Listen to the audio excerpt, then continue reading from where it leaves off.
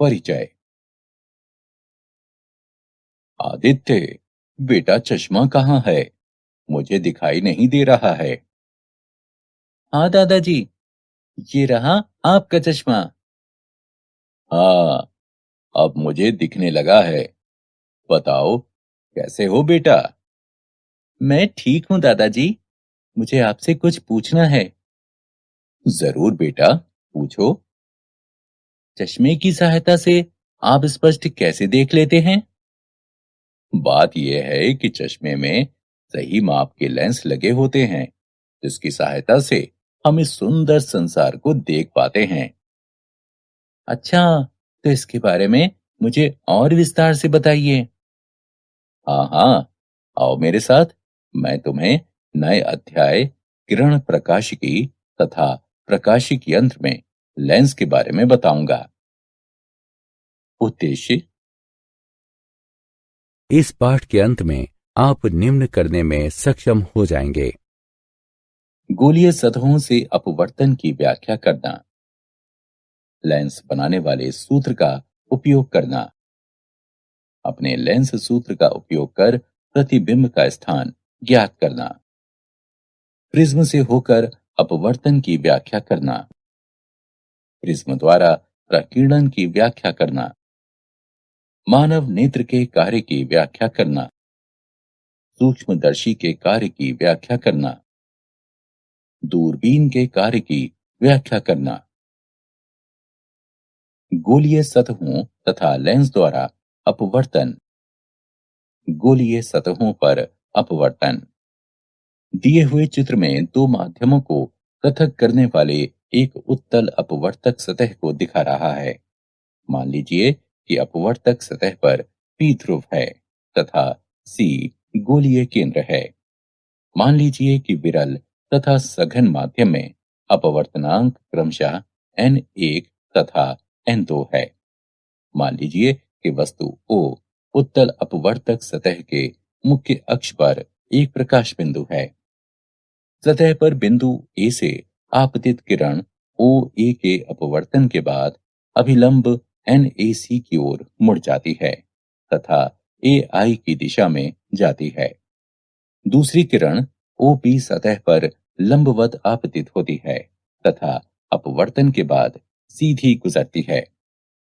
दोनों अपवर्तित किरणें बिंदु I पर मिलती हैं, जो बिंब O का वास्तविक प्रतिबिंब है।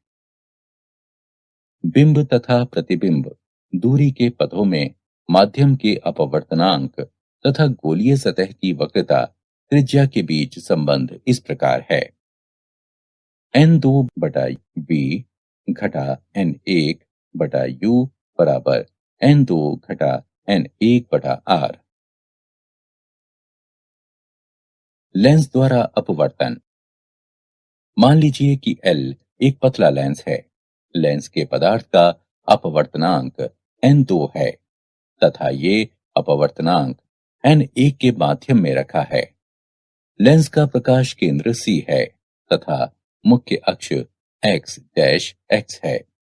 लेंस की सतह की वक्रता त्रिज्या r1 तथा r2 है तथा उनके ध्रुव P1 तथा P2 हैं। लेंस की मोटाई t है, जो बहुत कम है। बिंदु O लेंस के मुख्य अक्ष पर वस्तु बिंदु है। ध्रुव P1 से O की दूरी u है।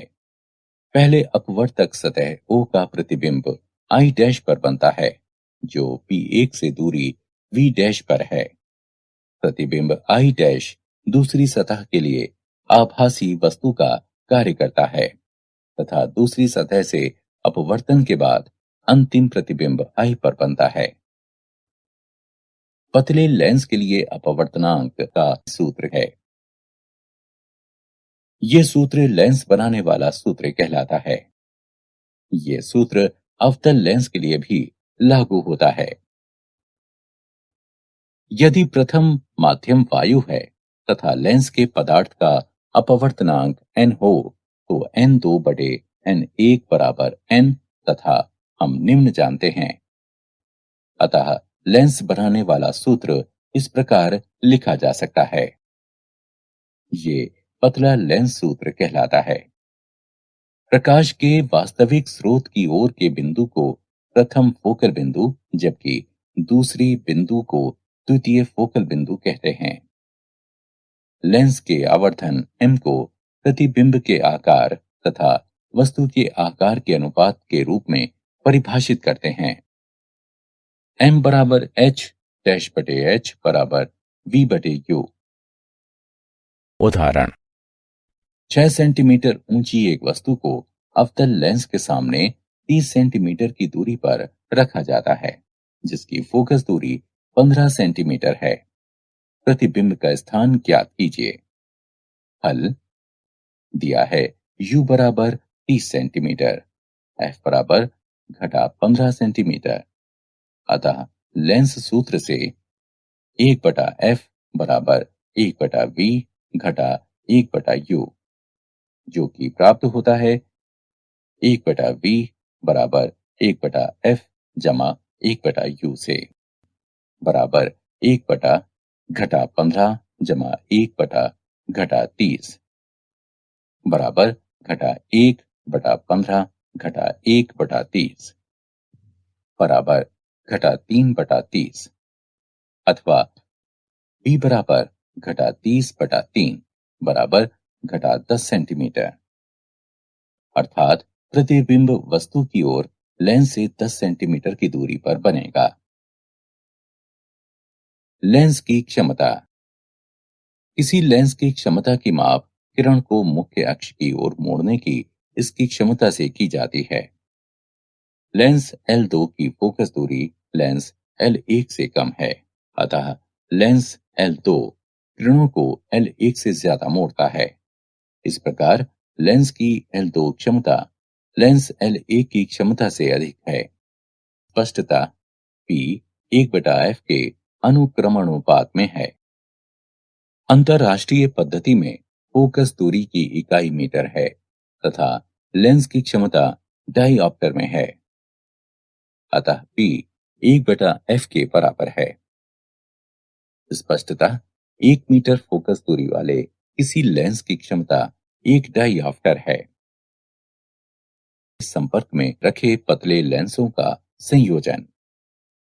मान लीजिए दो पतले उत्तल लेंस L1 तथा L2 को एक दूसरे के संपर्क में इस प्रकार रखा गया है कि उनके अक्ष समान हैं।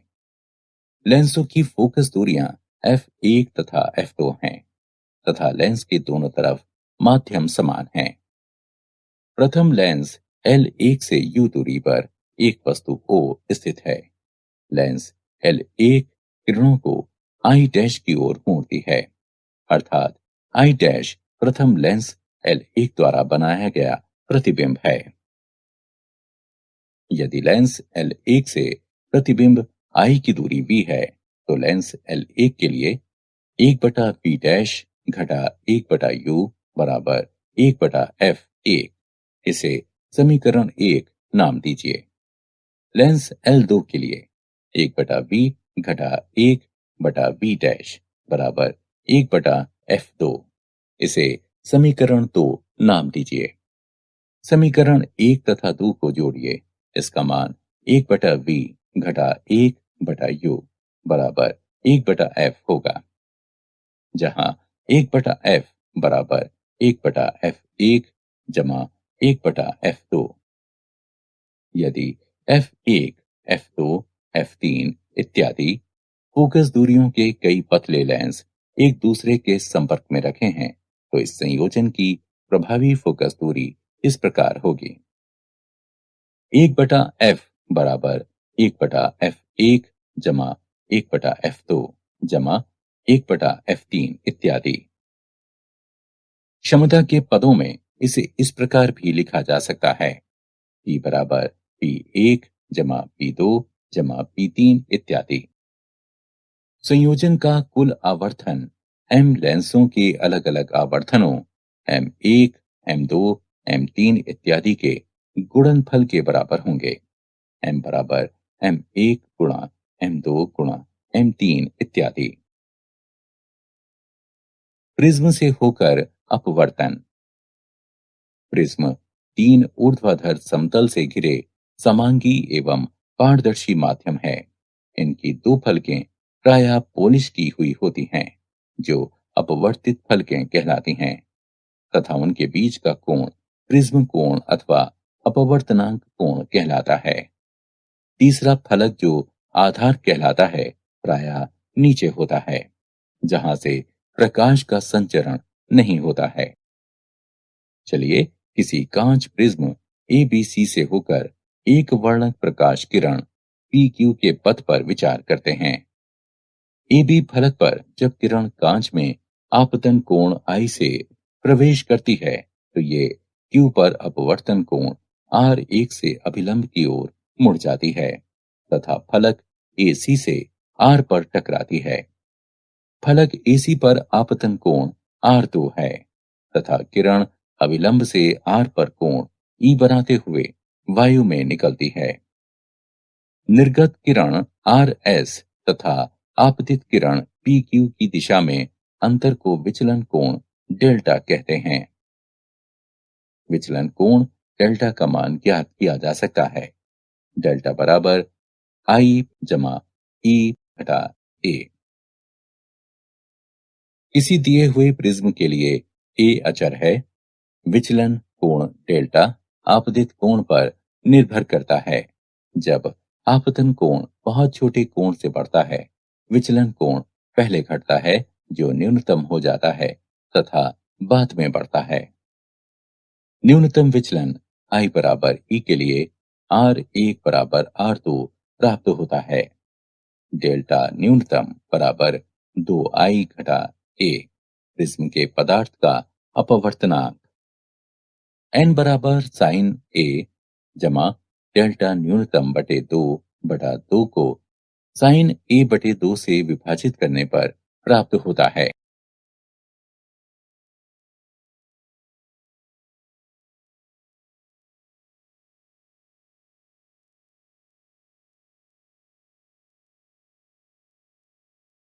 प्रिज्म द्वारा परिक्षेपण। श्वेत प्रकाश का संघटक रंगों में विपाटन परिक्षेपण कहलाता है।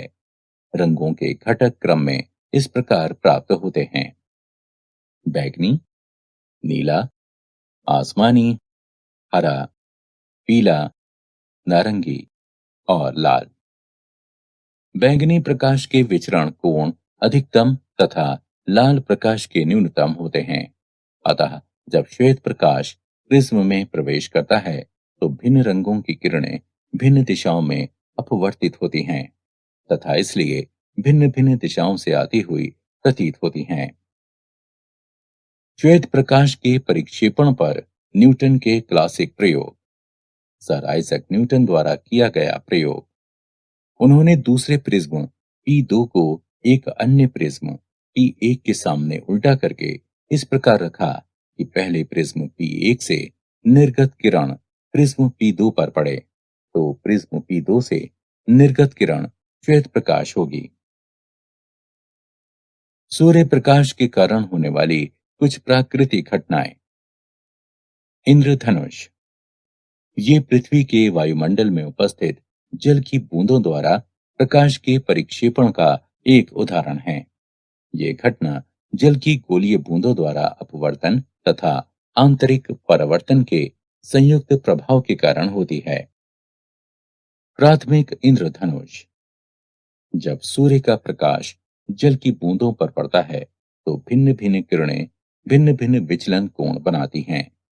जब किसी किरण का दो अपवर्तन तथा एक आंतरिक परावर्तन होता है, तो प्राथमिक इंद्रधनुष बनता है। लाल किरण की तीव्रता अधिकतम 42 डिग्री तथा जामुनी किरण की तीव्रता 40 डिग्री होती है।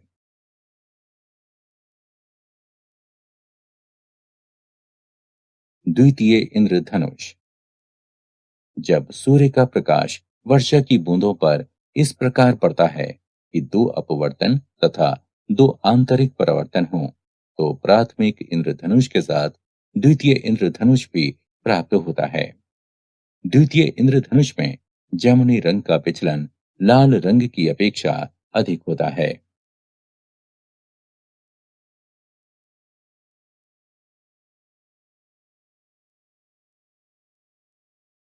प्रकाश का प्रकीर्णन।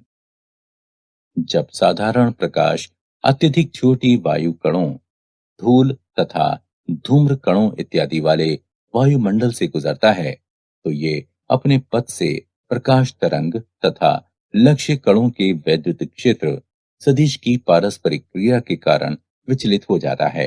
ये घटना प्रकीर्णन कहलाती है तथा विचलित प्रकाश को प्रकीर्णित प्रकाश कहते हैं।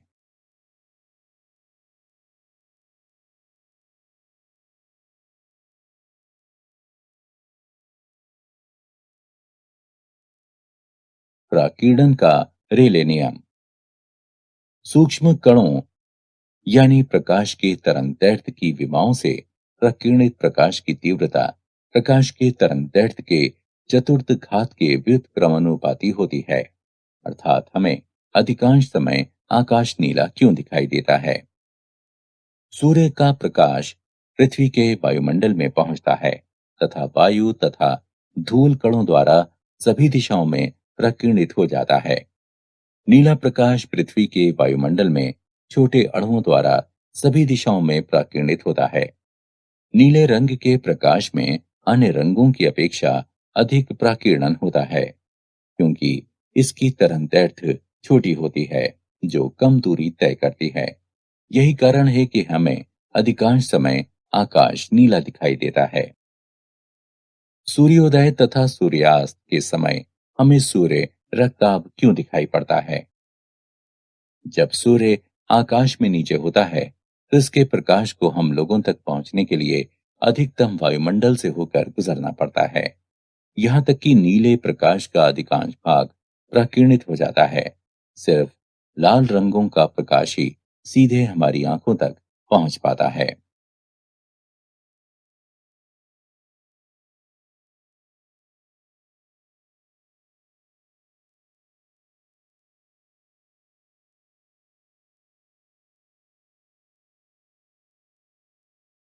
प्रकाशिक यंत्र नेत्र।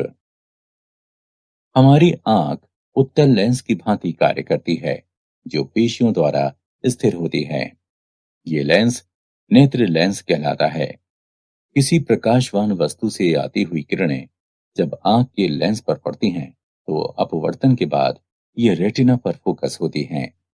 इस प्रकार रेटिना पर वस्तु का वास्तविक छोटा तथा उल्टा प्रतिबिंब बनता है। हमारा मस्तिष्क इस प्रतिबिंब को सीधा महसूस करता है। नेत्र की समंजन क्षमता। पेशियों के लचीलेपन के कारण नेत्र का लेंस अपनी फोकस दूरी को बदल सकता है जिससे कि हम पास व दूर की वस्तु को देख पाते हैं। आंख की ये क्षमता समंजन क्षमता कहलाती है। आंख द्वारा किसी वस्तु को स्पष्टता देख सकने की अधिकतम दूरी अनंत है। जब वस्तु अनंत या बहुत दूर पर होती है तो इनसे निकलने वाली समांतर किरणें नेत्र लेंस से अपवर्तन के बाद रेटिना पर फोकसित होती हैं तथा वस्तु स्पष्ट दिखती है। इस अवस्था में पेशियों में कोई तनाव नहीं होता है अर्थात नेत्र विराम की अवस्था में होती हैं तथा नेत्र लेंस की फोकस दूरी अधिकतम होती है। जब वस्तु नेत्र लेंस के पास होती है पेशियां लेंस की अपवर्तक सतहों की वक्रता को बढ़ाने या घटाने के लिए सिकुड़ती हैं। इसलिए लेंस की फोकस दूरी घट जाती है तथा रेटिना पर एक स्पष्ट प्रतिबिंब बनता है। इस प्रकार नेत्र पास तथा दूर की वस्तुओं को स्पष्ट देख पाती हैं। नेत्र जिस न्यूनतम दूरी पर की वस्तु को पेशियों पर अधिकतम दाब डालकर देख पाती हैं वह स्पष्ट दर्शन की अल्पतम दूरी अथवा नेत्र का निकट बिंदु कहलाता है। सामान्य नेत्र के लिए यह दूरी 25 सेंटीमीटर है तथा अधिकतम दूरी अनंत है।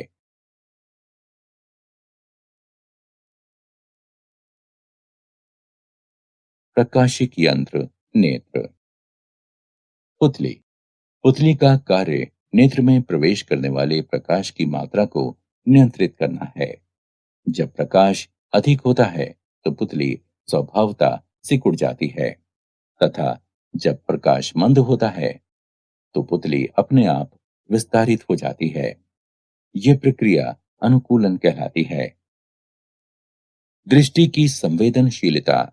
जब नेत्र किसी वस्तु को देखते हैं तो नेत्र के सामने से वस्तु को अचानक हटा लेने के बाद रेटिना पर बन रहा वस्तु का प्रतिबिंब अचानक गायब नहीं हो पाता है। यह अनुभव लगभग 10वें सेकंड की लघु अवधि तक भी होता रहता है। इसे दृष्टि की संवेदनशीलता कहते हैं। वो स्थान जहां पर दृग तंत्रिका नेत्र में प्रवेश करता है प्रकाश के प्रति असंवेदनशील होता है तथा ये काला धब्बा कहलाता है।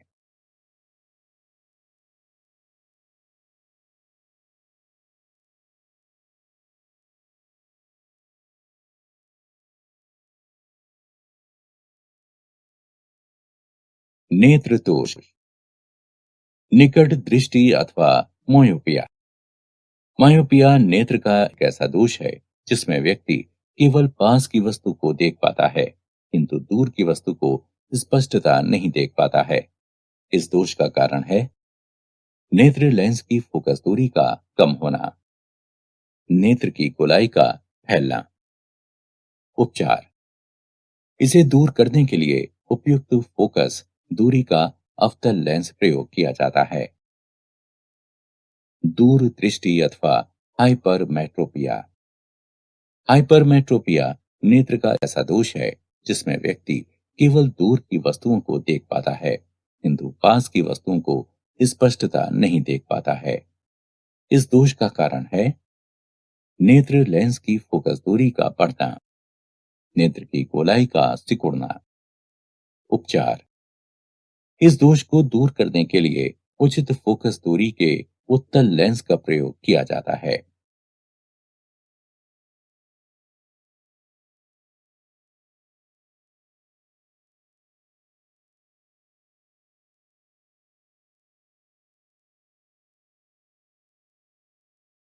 नेत्र दोष। प्रेसबायोपिया। बढ़ती उम्र में नेत्र लेंस फोकस दूरी को बदलने की अपनी क्षमता खो देती हैं।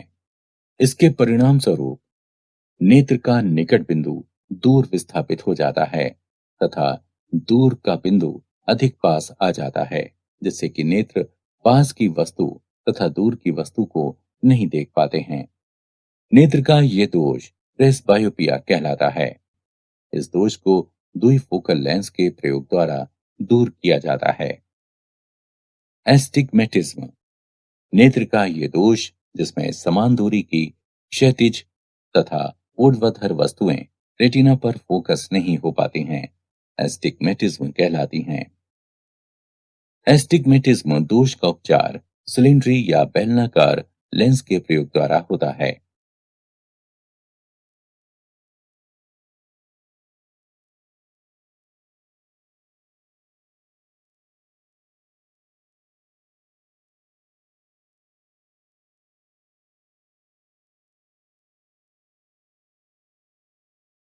सूक्ष्मदर्शी। सूक्ष्मदर्शी निकट की बहुत सूक्ष्म वस्तु को देखने का एक प्रक्रम है। किसी सरल सूक्ष्मदर्शी में छोटे फोकस दूरी का एक उत्तल लेंस होता है। सरल सूक्ष्मदर्शी का सिद्धांत है कि यदि किसी वस्तु को लेंस तथा इसके मुख्य फोकस के बीच रखा जाए तो लेंस द्वारा निर्मित प्रतिबिंब सीधा तथा आवर्धित होता है।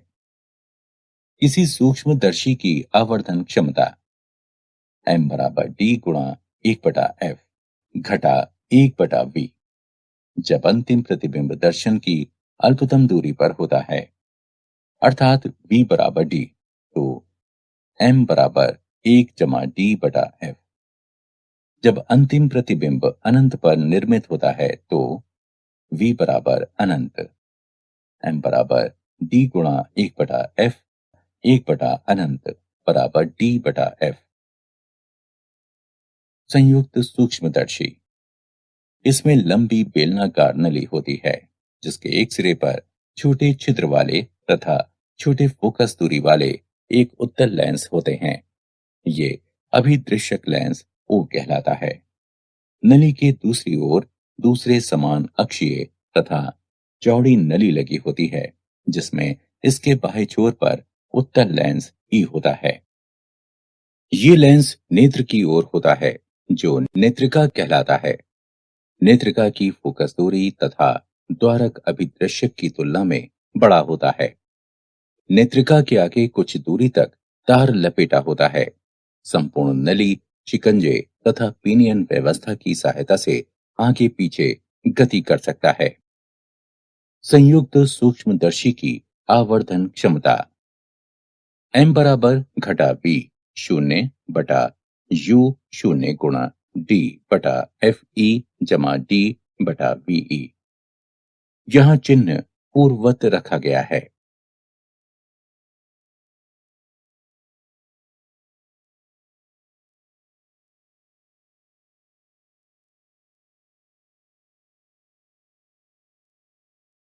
दूरबीन। खगोलीय अपवर्तक दूरबीन में एक अभिदृश्यक लेंस तथा एक नेत्रिका होती है। यद्यपि दोनों यंत्रों में अंतर ये होता है कि दूरबीन के अभिदृश्यक की बड़ी फोकस दूरी तथा बड़ा द्वारक होता है।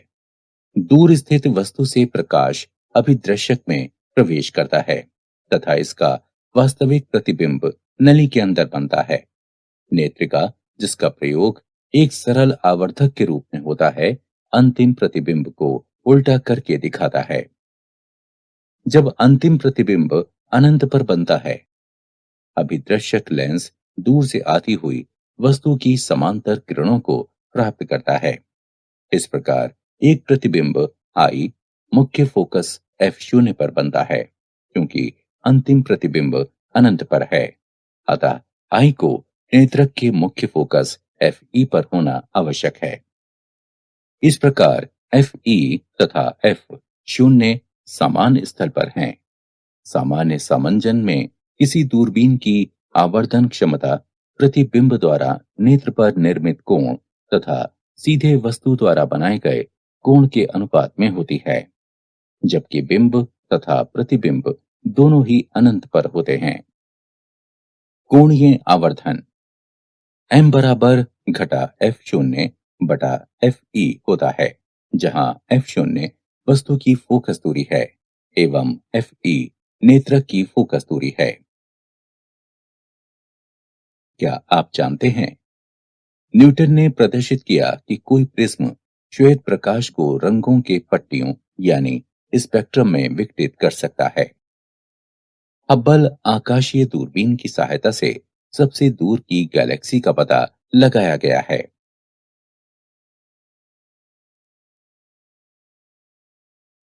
सारांश। आइए हमने जो कुछ सीखा है उसे संक्षेप में दोहराएं। माध्यम के अपवर्तनांक के पदों में वस्तु तथा प्रतिबिंब की दूरी तथा वक्र गोलीय सतह की वक्रता त्रिज्या के बीच संबंध है। n2 बटा v घटा n1 बटा u बराबर n2 घटा n1 बटा r। लेंस निर्माण के सूत्र ये हैं। पतला लेंस सूत्र है लेंस की आवर्धन m बराबर v बटा u। लेंस की क्षमता P बराबर 1/f मीटर में डायोप्टर d। क्षमता P1, P2, P3 इत्यादि वाले पतले लेंस की संयोजन क्षमता है। P बराबर P1 जमा P2 जमा P3 जमा इत्यादि।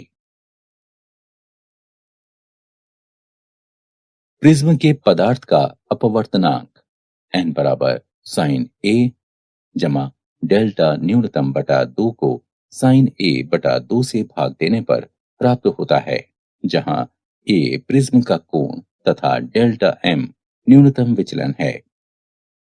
श्वेत प्रकाश का संघटक वर्णों में विपाटन परिक्षेपण कहलाता है।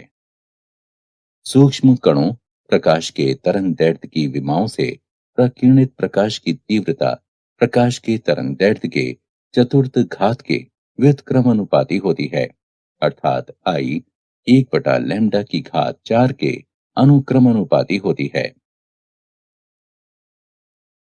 मायोपिया, हाइपरमेट्रोपिया, प्रेसबायोपिया तथा एस्टिग्मेटिज्म आंख के दृष्टि दोष हैं। सूक्ष्मदर्शी की आवर्धन क्षमता m बराबर d गुणा 1 बटा एफ गुणा 1/v।